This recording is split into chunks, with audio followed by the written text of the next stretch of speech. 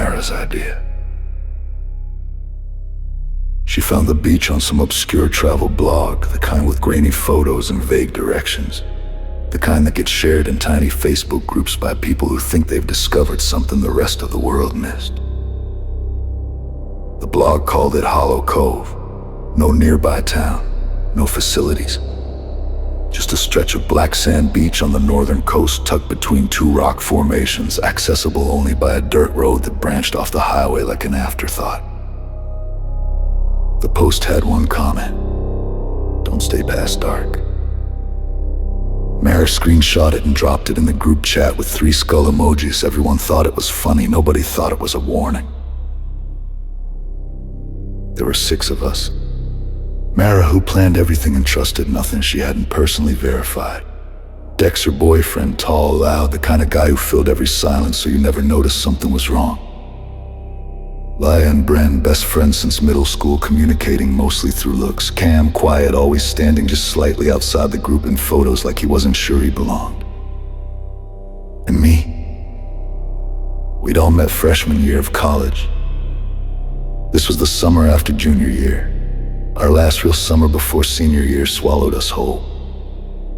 We wanted something memorable, something we'd talk about when we were older and boring and the world had sanded us down into ordinary shapes. We got that. We got something we'll never stop talking about. We left early Friday morning. 2 cars, coolers in the back, music already going, that specific kind of happiness that only exists before anything has gone wrong. Cam rode with me. He was quiet the whole drive, not unusual. But about 2 hours in, staring out at the flat gray sky, he said, "Do you ever get the feeling you're driving towards something instead of away from it?" A laugh made a joke. He didn't laugh back. I think about that moment a lot now. The dirt road took 40 minutes and felt longer. Trees on both sides, no signal, no markers. Dex joked that we were lost. Mara said to trust the GPS. The GPS lost signal 17 minutes and Mara kept driving anyway. When we broke through the tree line and saw the beach, everyone went quiet. It was beautiful. Truly, that matters.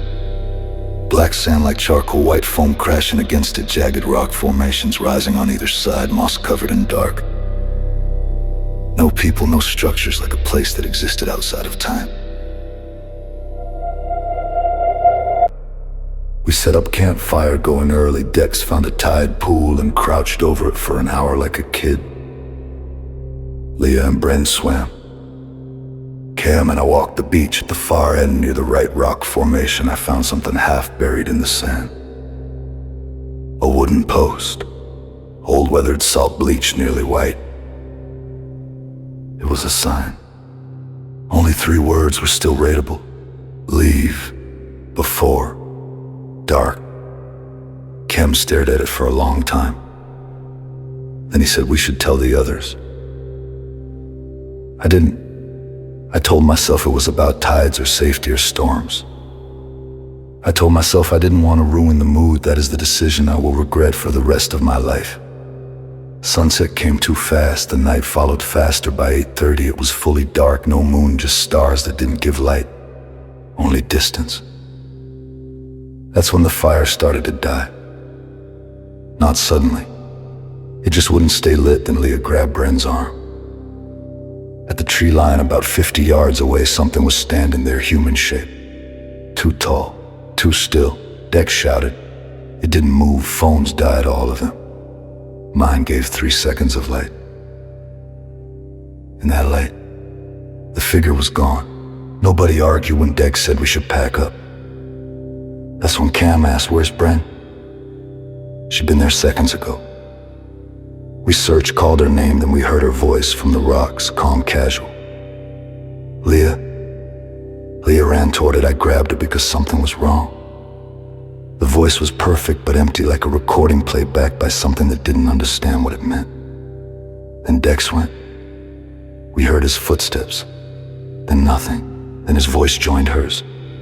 "Guys, come here." Same wrongness. The 4 of us left. Me, Mara, Leah, and Cam stood frozen. whispered, don't listen to the voices, listen to the water. And I did.